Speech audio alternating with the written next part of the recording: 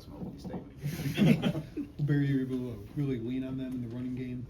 You haven't done that the last couple of weeks. Just what is clicking right now with that? Well, I think, obviously the line, I think the line's playing really well and controlling the line of scrimmage. And, hats off to them, and Bart and Byron and Blake, the guys that are part of that, that unit, coaching them. Take a lot of pride in that room. And it's not easy to run the ball in this league. And doing a good job the last couple of weeks. It's kind of been all hands on deck. We've used some auxiliary plays. We've used, Hank or whatnot. And I think that's helped us kind of loosen up some of the things we're doing, and be a great challenge to run it this week. These guys are really, really stout and really tackle well this week. It's felt like one of Tanner's better games. I mean, he's been consistent in the run game, but what makes him so effective there, and what does he mean to your offense? He means a lot. He carries himself very quietly and splendidly, and he is, he's just kind of, like a lot of our guys, just the tough, smart, dependable mantra for him is it's just who he is. And he really played physical and played really well on Saturday. Controlled that C-gap area. I thought Christian mixed it up really well too in that spot. But we had our moments across the board being physical at every position. And thought the backs ran hard. But Tanner in particular, I thought he really controlled that C-gap area on a consistent basis, which is critical with the type of runs that we try to do. Can you walk us through that goal line set at the end of the third quarter, I think, and kind of was there thought to give it to Caden at all when you're within the 5-yard line there? Well, I mean, we didn't get it in, so I mean, that's, whenever you don't get it in, you get second guess, you get asked about it. That's just the nature of the business, and I'd be doing it too, schematically, it was both schematics and execution. It was both of those. And all of our, we have confidence in all of our backs, and I think a lot of times, sometimes that can, if the execution's clean, the back's going to get in, and sometimes when the execution's not clean, it doesn't matter who's in the backfield. It's going to be hard to get in, and so hindsight's 2020. It's real clear. That's why that saying is so prevalent, so real. As you look back on it, we'd have done several things differently, but it was a very disappointing series to not get the ball in the end zone. What do you see from Wisconsin defensively? Yeah, big, strong, up front, quick on the ends, young linebackers that are brought a lot of energy and passion and tackling to that defense, playing with a lot of energy, and I think the tackling really sticks out to me, and just how disciplined they are. We played them 2 years ago here, and obviously with the same defensive coordinator, and just not a lot has changed. I mean, schematically, they've got some changes, but they play the game the right way, and they tackle you well, and they're very, very sound in what they do. On that note, do you see difference in what the defense was in September for Wisconsin versus what they're looking like now? Well, I mean, obviously they've added some youth internally, and but I mean, there's always trends, over the last 3 to 4 weeks that you try to spend more time on focusing than you do the previous start of the year. Some of that's the opponents that you were facing earlier in the year too.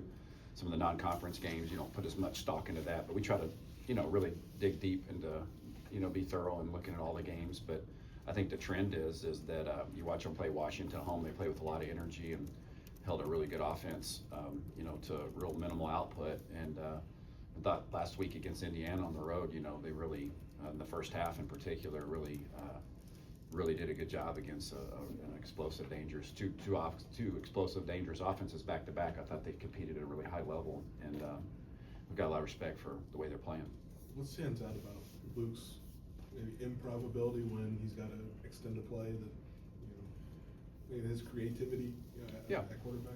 Well, he's good at that, and he's always been good at that. I would assume he was probably pretty good at that when he started playing football, and whenever that was.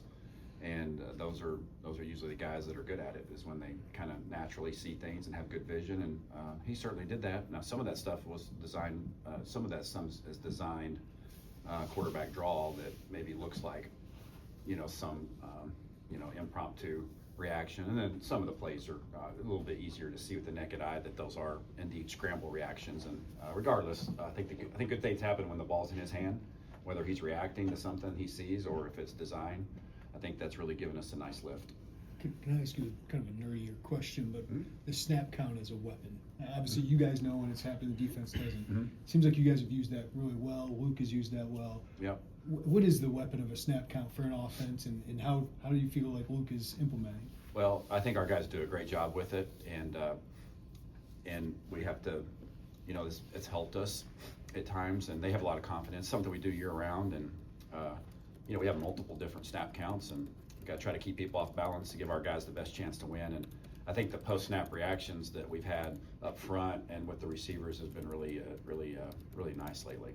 What does it say to you about, the way that Hudson Clement's kind of come on these last couple of weeks when he even admitted to us on Saturday, he didn't know the transition was gonna be, as difficult as it was early on for him, and he kind Right. of stayed with it. Yeah, I would say, I think we've had several conversations here on Mondays about, and I know I've had a lot of these conversations with the TV crews that we've played, that we've done our games on Saturdays, on Friday. They ask me who to be on the lookout for, and beyond the obvious guys that we know that have been consistent, and Hudson has been one of those guys that for weeks now felt like was on the verge of really kind of breaking out because of what we've seen in practice and what, his experience as a player, even though it wasn't here, that translates. I mean, what he did, caught a lot of balls at West Virginia, made a lot of plays at West Virginia, and that usually translates. And maybe it didn't early on just because we were just a little off here or there, but he's really kind of come into his own and really gotten comfortable with what we're doing,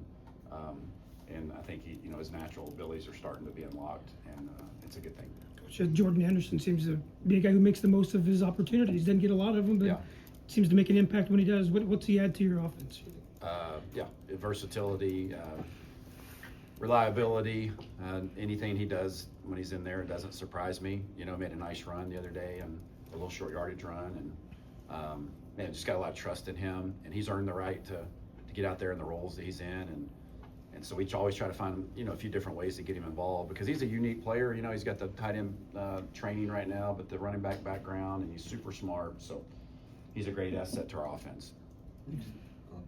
The connections between the O-line staff, the Wisconsin staff, or Wisconsin in general. Right. Is that been brought up a lot this week, or is it kind of no key? I mean, it does in passing, but I mean, we all know who the guys are that, that have Wisconsin ties or, whatever. And so not to minimize that, because I know that that's meaningful. The guys that played there, I mean, that's their school, but this is, it's just part of the business. You're gonna play your alma mater. You're gonna go back and coach where, you coached before usually in this business. And, I know our guys are excited about the opportunity because it's the next game, and there's not a lot being made of that.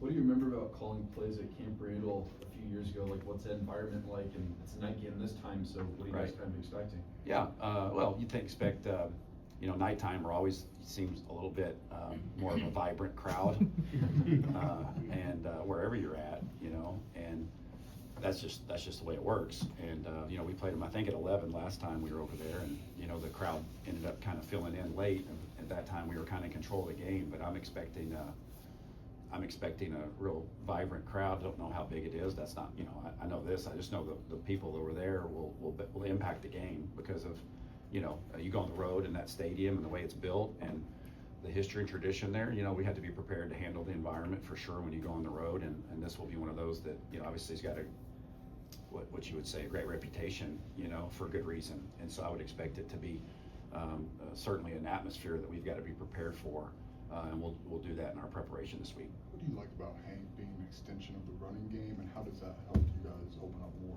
offensively? Well, I like to get involved anybody, outside of the running backs. I think anytime you can hand it to somebody that's not a back or use the quarterback, I think it creates, a difference, maybe a different requirement for the defense for their vision and their responsibility, and make people do that. So I think Hank's just one of those players that in general, that as everybody knows, and everybody that knows that we play, that we try to get the ball to and try to create ways to get him the ball. And sometimes we're using him as eye candy, and sometimes we're using him as primary. And I think Hank's production and his reputation and the way he has played has created a focus on him that I think has been productive for our offense. And we got to continue to find ways to get the ball. He's got to touch the ball for us because he's one of our best players.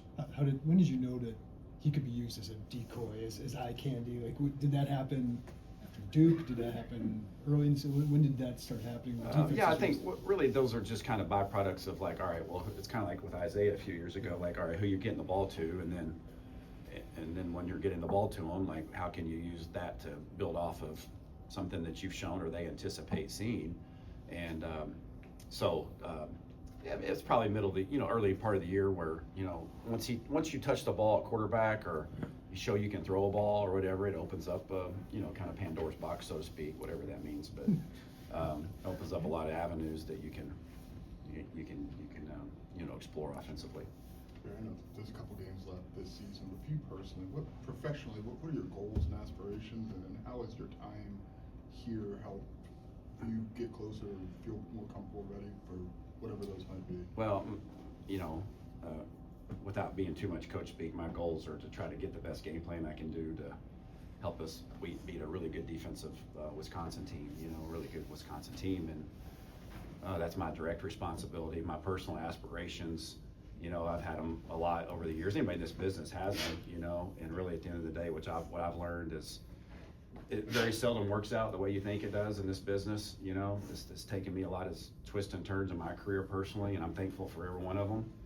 And I'm going on year 9 with Coach, and I know this, I'm a lot better coach now than I was when I came here 4 years ago. I learned a lot from Jeff. I learned a lot from every stop I've had, every head coach I've worked for, I've learned a whole lot. And, and that's been a fun experience for me and my family to move around different parts. Illinois has been fantastic. Josh and Brett and the administration, the people here, like just our team, and it's just a joy to come to work here every day. And so I learned a long time ago, like, it says in Proverbs that you got many are plans heart, many are the plans in a man's heart, but really ultimately the Lord's purpose prevails. And that's just kind of my approach, is I know I'm here for a reason, and I've had a great experience. Hope we can finish strong, and beyond that, it's kind of out of my hands.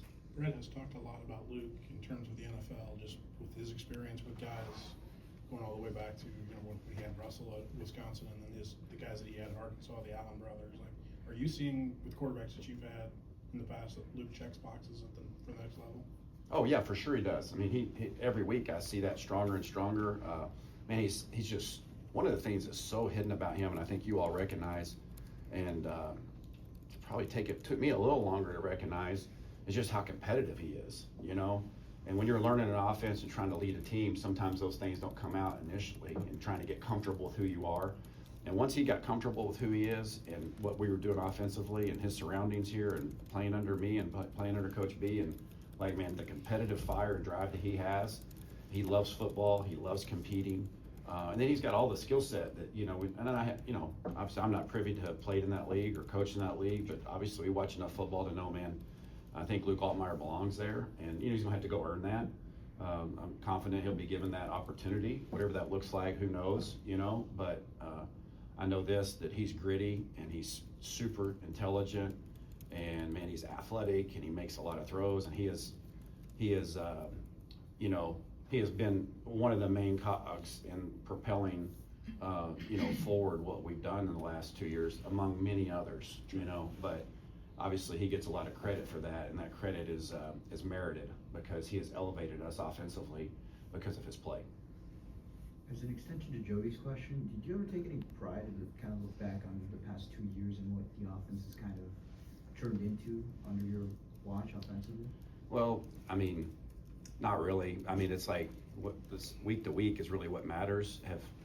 I'm proud of some of the performances. I'm not so proud of others. I mean, like that's my job. Like winning's hard in this league. And it's hard in college football. You look around it's hard.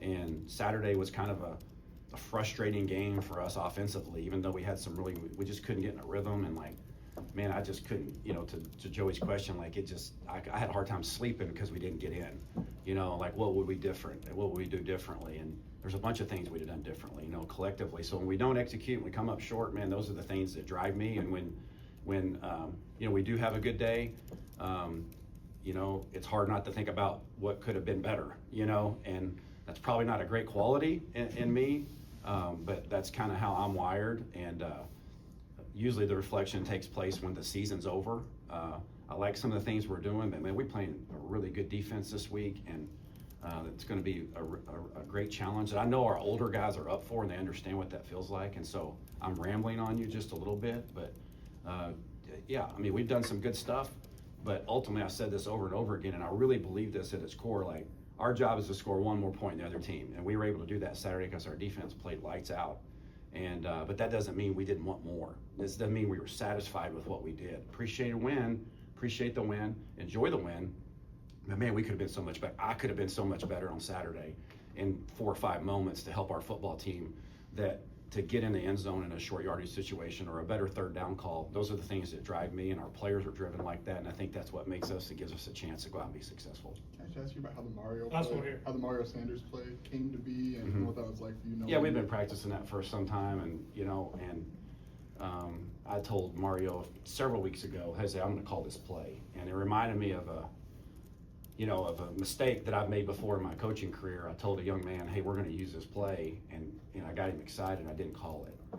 And I remember, I think it was the Duke game, if I'm not correct, and or if I remember correctly, and at the end of the fourth quarter in the game, the opportunity didn't unveil itself for me to call a play, a hash mark or whatnot.